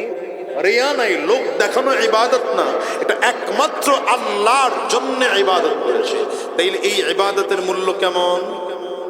দুনিয়ার সংসারের কাজ নাই, দুনিয়া নিয়ে ব্যস্ততাই নাই, ব্যস্ততা কি নিয়ে? শুধু রবকে নিয়ে। জিবরিল আমিন নবীজির কাছে এসে জানায় দেয়, হুজুর এই বিশাল ইবাদত করে নেওয়ালা মানুষ কিয়ামতের ময়দানে যখন আল্লাহর দরবারে দাঁড়াবে, তো আল্লাহ ডাক দিবেন, এই ফেরেশতারা, আমার এই বান্দাকে আমার দয়ায় জান্নাত দাও। আল্লাহ কি বলবেন? বলেন বলেন বলেন, আমার দয়ায় জান্নাত দাও। বান্দার মনে মনে একটা প্রশ্ন জাগবে, আমার তো 500 বছরের ইবাদত রিজার্ভ আছে, আল্লাহ চাইলে তো এইটা দিয়েই দিতে পারেন, তাহলে আল্লাহর দয়া লাগবে কেন? আমার ইবাদত না থাকতো তো আল্লাহর দিকে তাকায় বলবে, আল্লাহ আমার এই 500 বছরের ইবাদত। কথা হয় না। আল্লাহ তাআলা ফেরেশতাদেরকে শুনেও না শোনার চিন্তা করে ভান ধরে আল্লাহ আবারও ফেরেশতাদেরকে কিয়ামতের দিনে বলবেন, এই ফেরেশতারা, আমার এই বান্দাকে আমার দয়ায় জান্নাত। কথাটা কেন বলতেছি, খুব দিলের কান লাগায় বুঝবেন, দিলের কান লাগায় বুঝবেন। আল্লাহ তাআলার কাছে এই বান্দা আবারও বলবে, আল্লাহ আমার ইবাদত আছে না 500 বছরের। যখন দ্বিতীয়বার বলবেন, তো আল্লাহ তাআলা ফেরেশতাদেরকে বলবেন, এই ফেরেশতারা, দেখো তো আমার দয়া ছাড়া শুধু তার ইবাদত দিয়ে জান্নাত পায় কিনা। আমার দয়া ছাড়া শুধু ইবাদত দিয়া জান্নাত। নিজেকে বড় বড় আবেদ দাবি করেন, বড় বড় বুজুর্গ দাবি করেন, তাদেরকে বলছি, ইবাদতের কারণে অহংকার চলে আসা, এটাও শয়তানের একটা ধোঁকা। এটাও শয়তানের। তো ফেরেশতারা এখন হিসাব শুরু করবে। আল্লাহ হিসাব নিকাশ করে বের করলাম, 500 বছরের ইবাদত আর নোনা পানির ওই বিশাল সাগরের মাঝে পাহাড়ের চূড়ায় এক গ্লাস মিষ্টি পানি। 500 বছরের ইবাদত সমান সমান এক গ্লাস মিষ্টি পানি। বুঝেন লেভেল। এখন জান্নাত পায় ইবাদত দিয়া? বলেন না। মিষ্টি পানি ওই নোনা সাগরের মধ্যে, পাহাড়ের চূড়ায়, চাইলেই পাওয়া যায় না, এদিক থেকে নেওয়া যায় না, নিলে কত ঝামেলা, কত ব্যাঘাত, কত সমস্যা।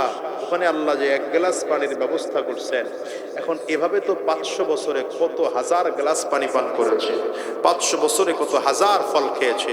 আল্লাহ বলবেন বাকিগুলো দাও। বান্দা তো দেওয়ার সুযোগ নেই।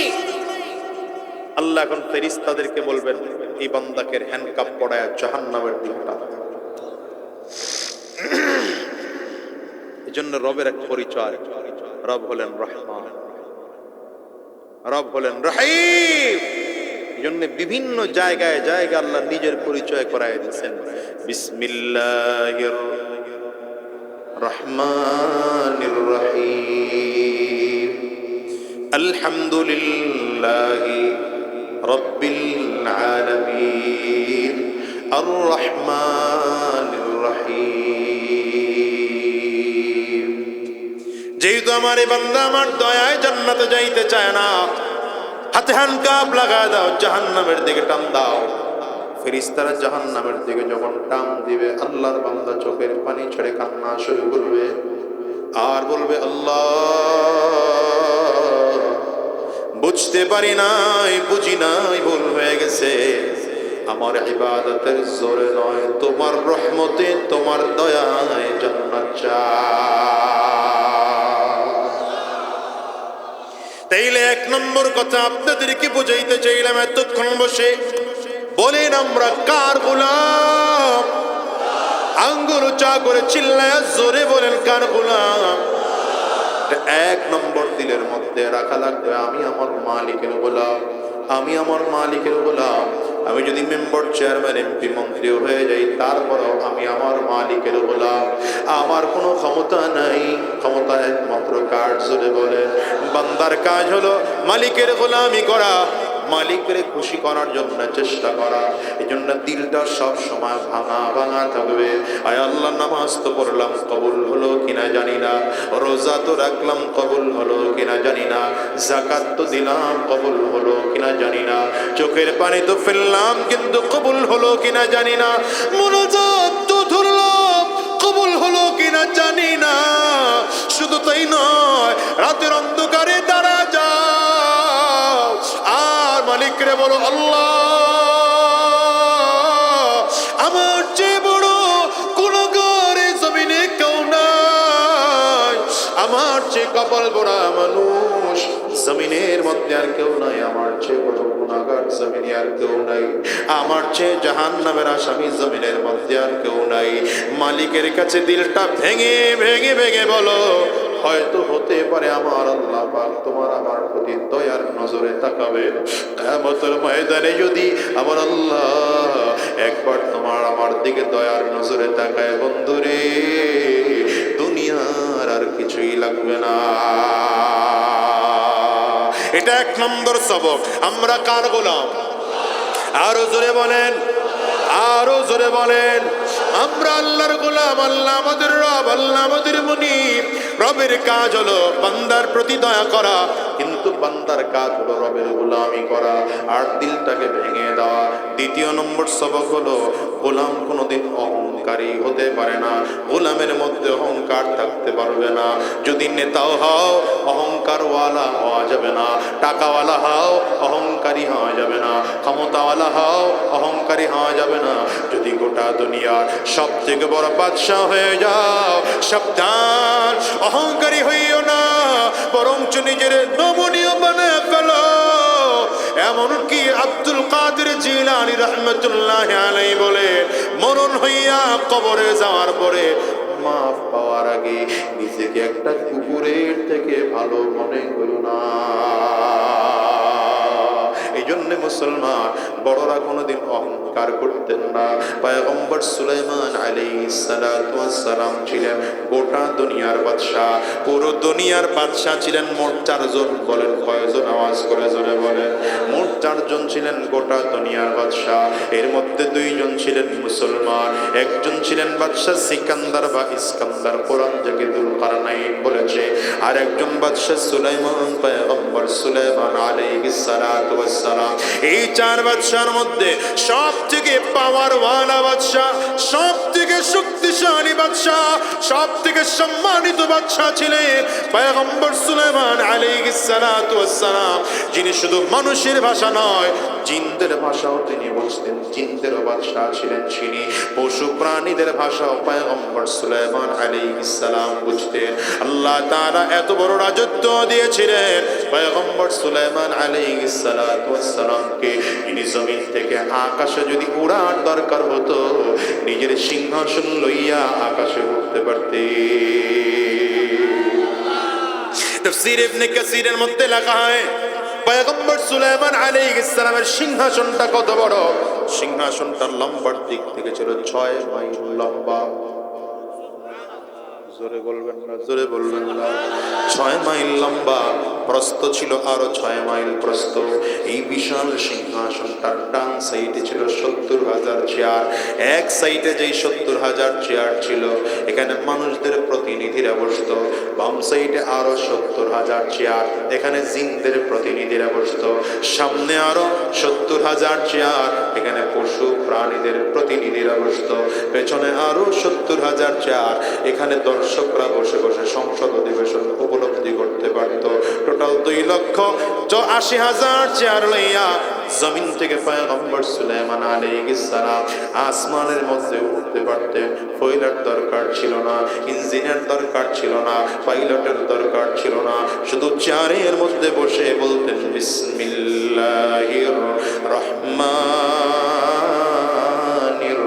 রহিম।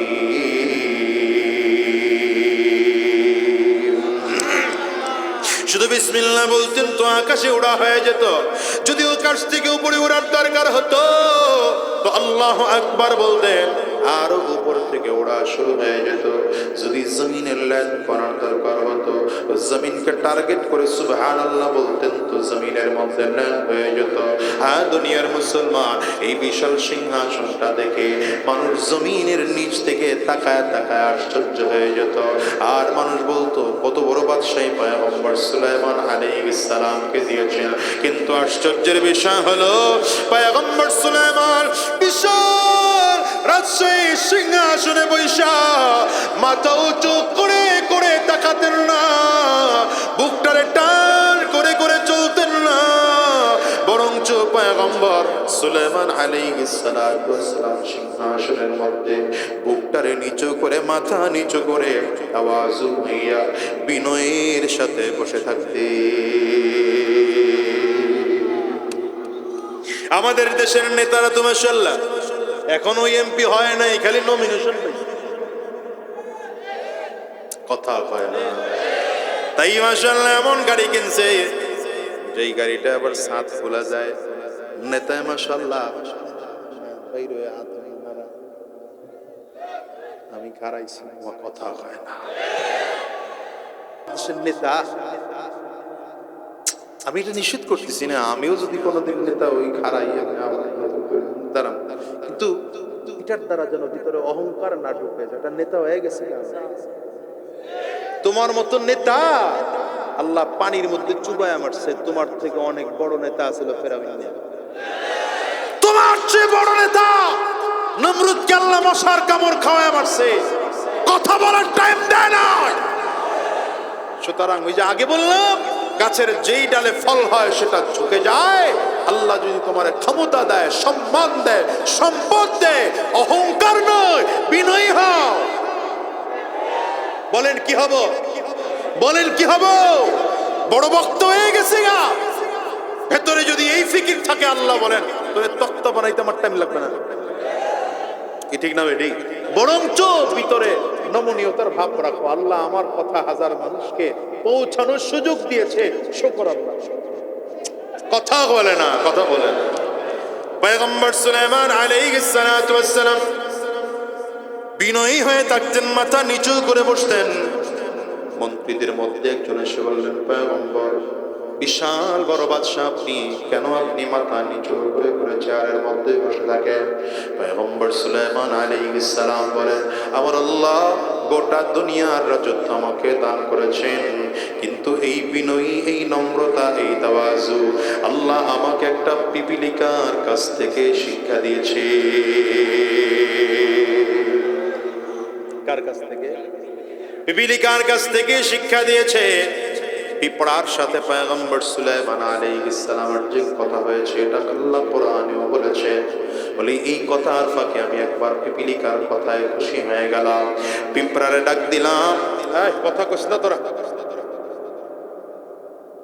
পিঁপড়ারে আমি ডাক দিলাম, এই পিঁপড়া, তোর কথা আমার বড় আনন্দ লেগেছে, তোর কথায় খুশি হয়ে গেলাম, আমার কাছে কি চাইবি, চা না। পিপীলিকা ডাক দেয়, বাদশাহ, আপনার কাছে চাইয়ে লাভ নাই, দেওয়ার মতো ক্ষমতা আপনি রাখেন না। কি কয়? কি বড় কথা চিন্তা করছেন আপনি? কারে বলে? গোটা দুনিয়ার বাদশারে বলে। পিঁপড়ায়, ছোট্ট প্রাণী। আপনাদের এখানে যদি মনে করেন ডক্টর মোহাম্মদ ইউনূস সাহেব বর্তমান সরকারের প্রধান আসেন, আর এসে যদি আপনাদের এই মঞ্চে দাঁড়ায় বলেন, কার কি লাগবে বলেন, আমি দেওয়ার জন্য তৈয়ার, এমন একটা পিচ্চি বাচ্চা যদি দাঁড়ায়, কয় লাভ নাই, কদ্দুর দিবেন বুঝছি, আপনার আর কিছু দেওয়া লাগবে না। হ্যাঁ, দিলে ধাক্কা খাবে না? পয়গম্বর সুলাইমান আলাইহিস সালাম কয়, চাইয়া দেখ না দিতে পারি কিনা, আনাল মালিক, আমি তো বাদশাহ, চা দিতে পারবো। পিঁপড়ায় বলে, না, চাইয়া লাভ নাই, দেওয়ার যোগ্যতা নাই। বাদশাহ ডেকে বলে, চা চাইয়া দেখ, চাইলে আমি দেওয়ার জন্য তৈয়ার আছি।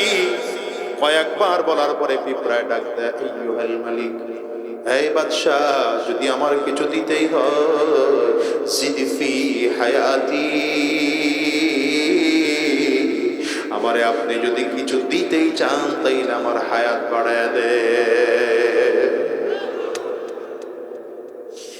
সুলাইমান আলাইহিস সালামের চক্ষু দুইটা লাল হয়ে গেল, লজ্জায় মাথা নিচু হয়ে গেল, ও জানতে যেন চোখ দিয়ে পানি বের হয়ে গেল। পিঁপড়ার দিকে তাকে বলে, পিঁপড়া রে, আমি তোর হায়াত বাড়ায় দিতে পারবো না, এটা বাদ দিয়ে অন্য কিছু থাকলে সেটা আমার কাছে চা। পিঁপড়ায় বলে, আপনি একটাই দিতে পারলেন না, আবার চায় কি করবো, আপনি দ্বিতীয়টাও দিতে পারবেন না। পয়গম্বর সুলাইমান আলাইহিস সালাতু ওয়াস সালাম বলেন, চা না আমি দিতে পারবো, আমি তো গোটা দুনিয়ার বাদশা, ক্ষমতা আমার কাছে কম না, আমার কাছে চাইয়া দেখ তো দিতে পারবো। পিঁপড়া এখন ডেকে বলে, আইয়ুহাল মালিক, জিদ ফি রিজকি, হায়াত যেহেতু বাড়ায় দিতে পারলেন না, বাদশা গো, যদি আমার কিছু দিতে হয়, আমার রিজিক পারলে বাড়ায় দেয়। সুলাইমান আলাইহিস সালাতু ওয়াস সালাম পিঁপড়ার দিকে এখন লজ্জায় তাকায় না, মাথাটা নিচু করে ফেলেছেন, চোখ দিয়ে অজান্তেই পানি বের হয়ে গেল, নাকার কপালটারে জমিনের মধ্যে ঠেকায় ডাক দেয়, দয়ার মালিক, তুমি তো বাদশাহ, আমি আসল বাদশাহ না, গোটা দুনিয়ার ক্ষমতা আল্লাহ তুমি আমারে দিয়েছো, আমি ক্ষমতা পাওয়ার যোগ্য না। দয়ার মালিক গো, ছোট্ট পিপীলিকার চাহিদা পূরণ করতে পারলাম না, আমি কেমন বাদশাহ হইলাম, আমি বাদশাহ হওয়ার যোগ্যতা রাখি না। হ্যাঁ, দুনিয়ার মুসলমান, পয়গম্বর সুলাইমান আলাইহিস সালাম মন্ত্রীর প্রশ্নের জবাব দেয়, শোনো, যেই দিন পিপীলিকার চাহিদা আমি পূরণ করতে পারি নাই, ওই যে দুইটা জিনিস চাইয়া আমার মাথা নিচু করে দিয়েছে, সেই দিন থেকে আজ পর্যন্ত কোনোদিন মাথা উঁচু করে আমি দাঁড়াই নাই।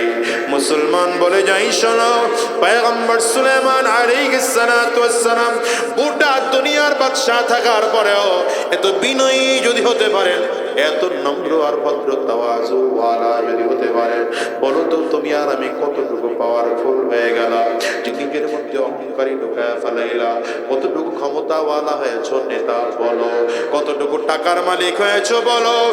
এই দুনিয়াদার, আমার বলো, আমার আল্লাহ পাকের সম্পদের চেয়ে তোমার সম্পদ কি অনেক বেশি?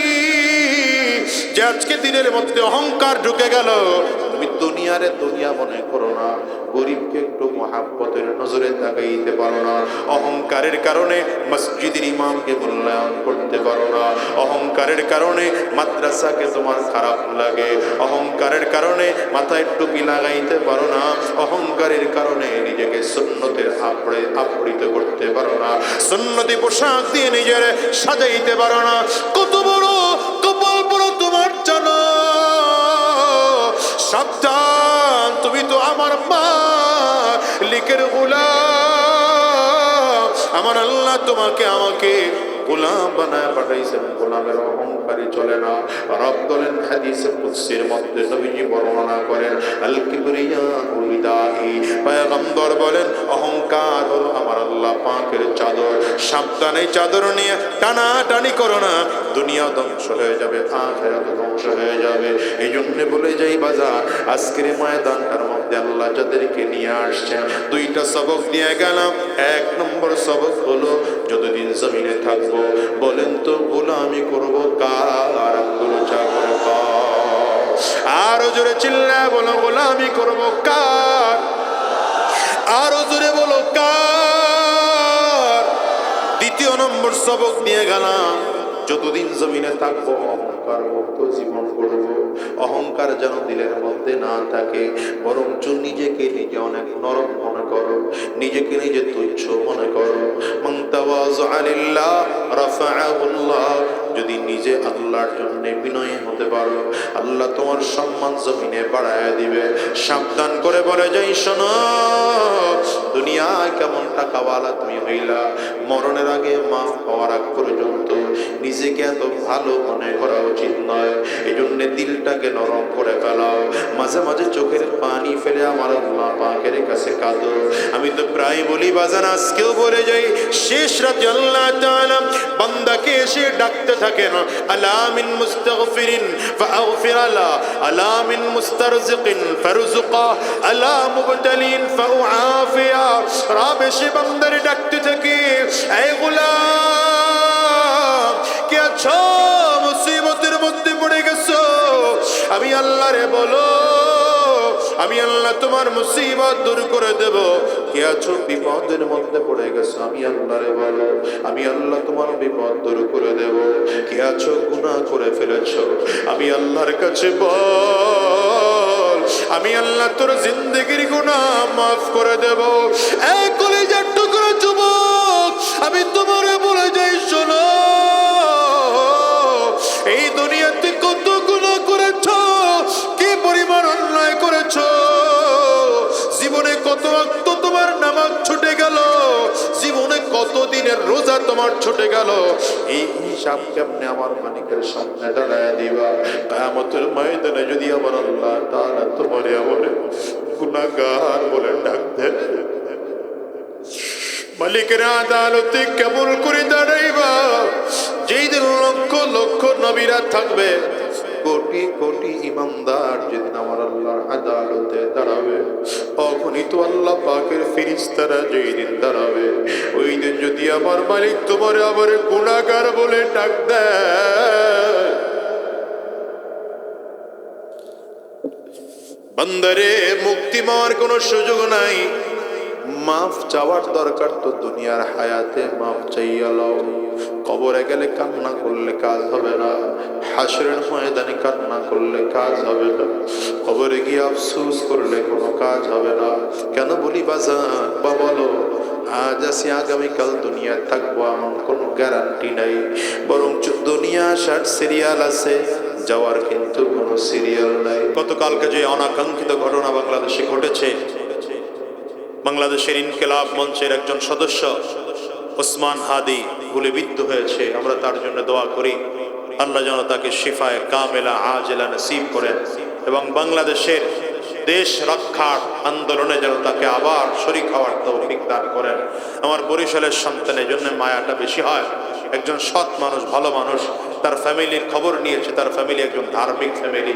আল্লাহ ওসমান হাদির মতো আরো যারা দেশ গড়ার স্বপ্ন নিয়ে রাস্তায় নেমেছে, এদের জান ও মাল ও ইজ্জতের হেফাজত করুন, বলেন আমিন। সবাই তওবার নিয়তে ইস্তিগফার করেন। আস্তাগফিরুল্লাহ রাব্বি মিন কুল্লি যামবিন ওয়া আতুবু ইলাইহি লা হাওলা ওয়ালা কুওয়াতা ইল্লা বিল্লাহিল আলিয়্যিল আযীম। আলহামদুলিল্লাহি রাব্বিল আলামিন। والصلاة والسلام على سيد الأنبياء والمرسلين. ربنا ظلمنا أنفسنا وإن لم تغفر لنا وترحمنا لنكونن من الخاسرين. ربنا لا تزغ قلوبنا بعد إذ هديتنا وهب لنا من لدنك رحمة إنك أنت الوهاب. رب ارحمهما كما ربياني صغيرا. رب ارحمهما كما ربياني صغيرا. رب كريم আমাদের জিন্দেগির গুনাহ খাতাগুলো মাফ করে দাও। আয় আল্লাহ, যতদিন এই জমিনের মধ্যে বেঁচে থাকবো তোমার গোলামি করার তৌফিক দিয়ে দাও। জমিন থেকে যখন বিদায় হয়ে যাব ঈমান নিয়ে যাওয়ার তৌফিক দিয়ে দিও। আয় আল্লাহ, শয়তানের ধোঁকা থেকে আমাদেরকে হেফাজত করো। মাওলাই করিম, যারা দোয়া চেয়েছেন সবার জন্য দোয়া করি। আয় আল্লাহ, সবাইকে তুমি কবুল আর মঞ্জুর করে নাও। রব্বি করিম, যারা অসুস্থ মেহেরবানি করে সুস্থতা দান করো। যারা অভাবগ্রস্ত তাদের অভাব দূর করে দাও। যারা পেরেশানিগ্রস্ত পেরেশানি দূর করে দাও। যারা মুসিবতগ্রস্ত মুসিবত দূর করে দাও। আয় আল্লাহ, বিশেষ করে ওসমান হাদিকে তুমি সুস্থতা দান করো। আয় আল্লাহ, তাকে আবার আমাদের মাঝে ফিরিয়ে দাও। যারা তার বিরুদ্ধে চক্রান্ত ষড়যন্ত্রে লিপ্ত ওদেরকে হেদায়েত দিয়া দাও, নয়তো ওদেরকে ধ্বংস করে দাও। আয় আল্লাহ, গোটা দেশকে তুমি হেফাজত করো। গোটা বাংলাদেশকে তুমি হেফাজত করো আল্লাহ। আয় আল্লাহ, আমার এই মাদ্রাসাকে তুমি কবুল করে নাও। এই মাদ্রাসার আসাতিজায়ে کرام তুলাবায়ে আযমদেরকে কবুল করে নাও। মুহিব্বিন মুতাআল্লিকিন যারা আছে, কমিটির দায়িত্বশীল যারা আছে, এলাকাবাসী সকলকে তুমি কবুল আর মঞ্জুর করে নাও। এই মাদ্রাসার যত হাজাত আছে গায়েব থেকে পূরণ করে দাও। রব্বে করিম, আজকের মাহফিল করতে গিয়ে যারা টাকা পয়সা মেধা শ্রম বুদ্ধি দিয়ে সহযোগিতা করলেন, প্রশাসনের ভাইরা, জনপ্রতিনিধিরা, মাইক লাইট স্টেজ ম্যানেজারের দায়িত্ব যারা পালন করেছেন, প্রত্যেককে তুমি কবুল আর মঞ্জুর করে নাও। আয় আল্লাহ, আগামীর বাংলাদেশটা ইসলামের বাংলাদেশ বানায় দাও। আগামীর দেশ কোরআনের দেশ বানায় দাও। উলামায়ে কেরামদেরকে এক ও নেক হওয়ার তৌফিক দিয়ে দাও। উলামায়ে কেরামদেরকে এক ও নেক হওয়ার তৌফিক দিয়ে দাও। আয় আল্লাহ, আমাদেরকে দ্বীনের জন্য কবুল করে নাও। সুবহানা রাব্বিকা রাব্বিল ইজ্জাতি আম্মা ইয়াসিফুন ওয়া সালামুন আলাল মুরসালিন